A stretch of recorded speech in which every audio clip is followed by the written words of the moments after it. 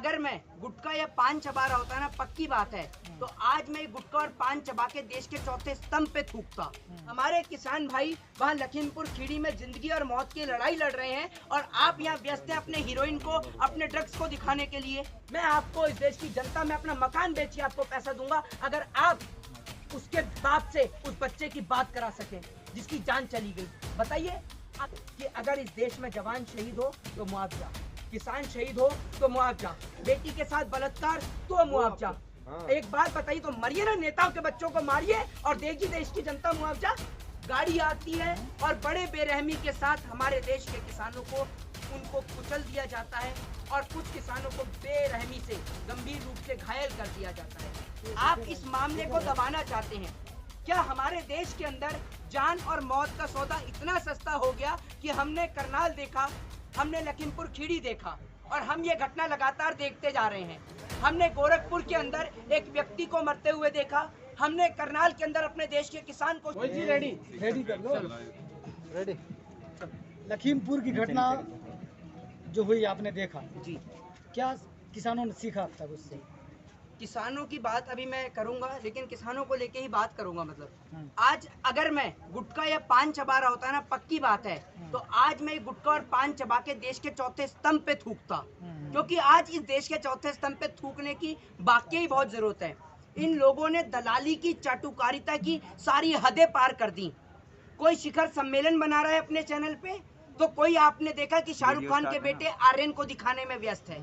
आपको ड्रग्स की इतनी अगर परवाह है, अगर आपको इतनी परवाह है, तो आप एक बात का मुझे जवाब दीजिए कि जब अंबानी साहब के एयरपोर्ट पे, अंबानी साहब के बंदरगाह पे हीरोइन पाया जाता है, उसको लेकर आप क्यों नहीं बोलते? हमारे किसान भाई वहाँ लखीमपुर खीरी में जिंदगी और मौत की लड़ाई लड़ रहे हैं और आप यहाँ व्यस्त हैं अपने हीरोइन को, अपने ड्रग्स को दिखाने के लिए। आप इस मामले को दबाना चाहते हैं। क्या हमारे देश के अंदर जान और मौत का सौदा इतना सस्ता हो गया कि हमने करनाल देखा, हमने लखीमपुर खीरी देखा और हम ये घटना लगातार देखते जा रहे हैं। हमने गोरखपुर के अंदर एक व्यक्ति को मरते हुए देखा, हमने करनाल के अंदर अपने देश के किसान को शहीद होते हुए देखा। और होता क्या है अंत में? होता ये है कि करनाल में जब किसानों के ऊपर बेरहमी से लाठी चार्ज की जाती है तो उनको मुआवजा देकर, नौकरी का झांसा देकर बात को दबा दिया जाता है। यही जब घटना लखीमपुर खीरी में घटती है, जहाँ किसान की आपको कहीं से कहीं तक कोई गलती नहीं है। आप पूरे मैटर को अच्छे से देखिए, अच्छे से समझिए, वीडियो को रिपीट करके देखिए और बार बार देखिए। कहीं से कहीं तक किसान की कोई गलती नहीं है। किसान ने सिर्फ ये करा कि देश के आज़ादी के तहत, देश में अपने मौलिक अधिकार के तहत जो प्रदर्शन करने का अधिकार है, जो प्रोटेस्ट करने का अधिकार है, जो हमारा और आपका संवैधानिक अधिकार है, उसके तहत उन्होंने केशव प्रसाद मौर्य जो डिप्टी सीएम हैं और जो स्टेट मिनिस्टर हैं अजय मिश्रा, वहाँ जो उनका हेलीकॉप्टर उतरने वाला था हेलीपैड पे, वहाँ पर सिर्फ उनको काले झंडे दिखाने के लिए वहाँ किसान बैठे थे।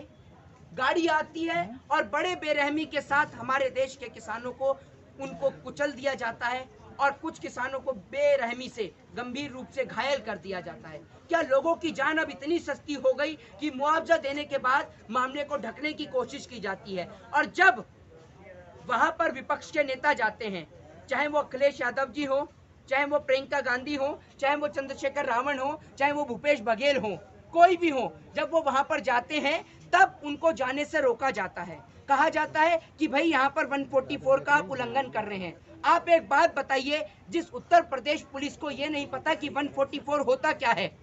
144 का उल्लंघन जब होता है जब 4 लोग एक साथ हो। जब कोई एक व्यक्ति जा रहा है तो 144 का उल्लंघन कैसे हुआ? फिर वो कहते हैं कि हमने आपको 156 में अरेस्ट किया है। आपको ये नहीं पता कि आप 156 में अरेस्ट कर रहे हैं या 144 में।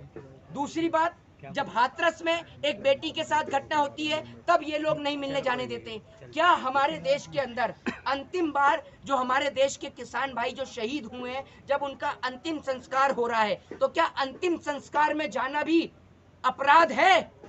उत्तर प्रदेश के मुख्यमंत्री योगी आदित्यनाथ जो कहते हैं जांच की निष्पक्ष मांग की जाएगी, जांच की निष्पक्ष मांग कहां से करेंगे? आपकी पार्टी के नेता, आपके डिप्टी सीएम के कारण हमारे किसान भाइयों को अपनी जान का बलिदान देना पड़ा। क्या लोगों की जान आज इतनी सस्ती हो गई कि इतनी बेरहमी के साथ उनके ऊपर गाड़ी चला दी जाती है और कोई फर्क ही नहीं पड़ता इस देश को?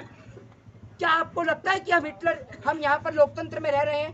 ये हिटलर के भी बाप है जिन्होंने इस देश की सारी मान मर्यादा को आज लांघ दिया। ये राम नहीं, ये राम के भेष में राक्षस है, राक्षस।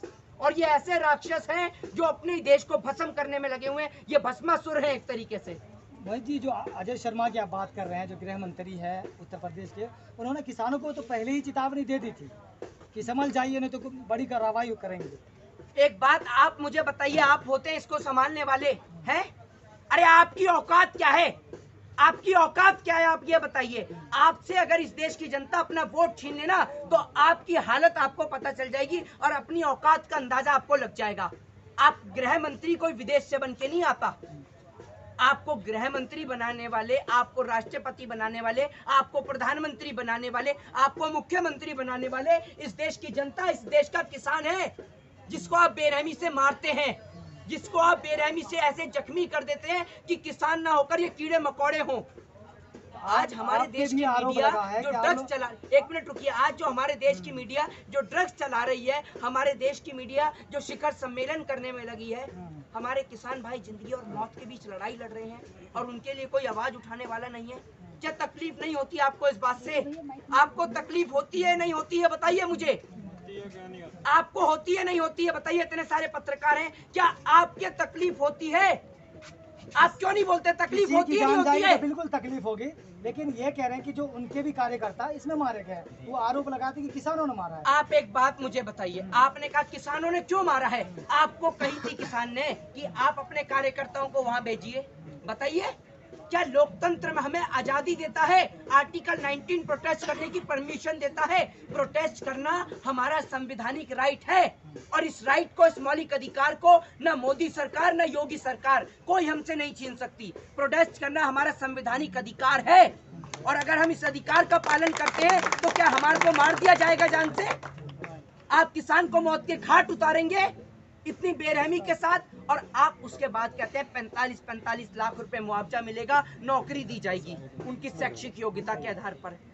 क्या नौकरी? आपको एक बात बताइए, अगर इसी प्रदर्शन में किसी नेता का बेटा शहीद हो गया होता, अगर वो अजय मिश्रा का बेटा वहां मर गया होता, तो क्या यही बात योगी सरकार कहती कि अजय मिश्रा के परिवार को 45 लाख रुपए दिए जाएंगे? बताइए सर। लेकिन ये तो नया ट्रेंड सरकार की तरफ से, मैं इसको ट्रेंड ही कहूंगी कि जी शुरू बिल्कुल हो गया है कि जिस तरीके से मैं देख रही हूँ कि अगर रेप केस हो जा रहा है तो विक्टिम के मुआवजा, परिवार को मुआवजा, किसानों की जान चली जा रही है मुआवजा दे दिया जा रहा है। ये बिल्कुल, आप बिल्कुल सही कहा आपने, और मैं उन पत्रकारों का दिल से आज बहुत सम्मान करता हूं जिन्होंने हमारे देश के किसान के लिए आवाज उठाई। लखीमपुर खीरी में हमारा किसान जिंदगी और मौत के बीच लड़ाई लड़ रहा है। अभी भी हमारे कितने किसान भाई वहां अस्पताल में भर्ती हैं, लेकिन उन्हें देखने भी नहीं जाने दिया जा रहा है। धारा 144 वहां लगा दी गई है। एक बात आप मुझे बताइए, कल रात आप देख लीजिए गाजीपुर बॉर्डर पे भी आना जाना बंद कर दिया गया था। क्रेन के जरिए वहां पर जो बैरिकेड पे ऊपर वो रखवा दिए गए थे जिससे वहां पर लोग आ ना सके और ना जा सके। एक बात आप मुझे बताइए कि क्या ये बिल्कुल सही आपने कहा कि ये नया ट्रेंड चल गया है कि अगर लोगों की जान जाए तो मुआवजा दे दिया जाए? तो आप एक बात बताइए ना कि अगर इस देश में जवान शहीद हो तो मुआवजा, किसान शहीद हो तो मुआवजा, बेटी के साथ बलात्कार तो मुआवजा। एक बात बताइए, तो मरिए ना, नेताओं के बच्चों को मारिए और देगी देश की जनता मुआवजा? बताइए, आपने इतनी सस्ती जिंदगी कर दी कि पैसे से आप लोगों की जिंदगी खरीद सकते हैं।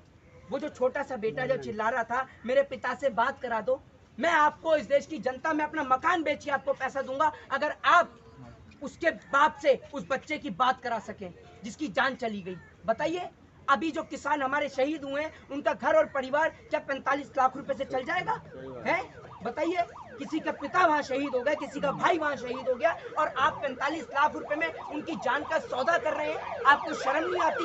ऐसे मुख्यमंत्री के ऊपर थू है और ऐसे देश के लोकतंत्र पे भी थू है। वही जी, आप मुख्यमंत्री की बात कर रहे हैं। अभी हरियाणा के मुख्यमंत्री ने कहा है कि जो किसान है, दूसरे किसानों की बात करें कि वो लट उठाए और तैयार रखो, बाकी 6 महीना जेल में रखो, हम देख लेंगे। ये मुख्यमंत्री कह रहे हैं हरियाणा के।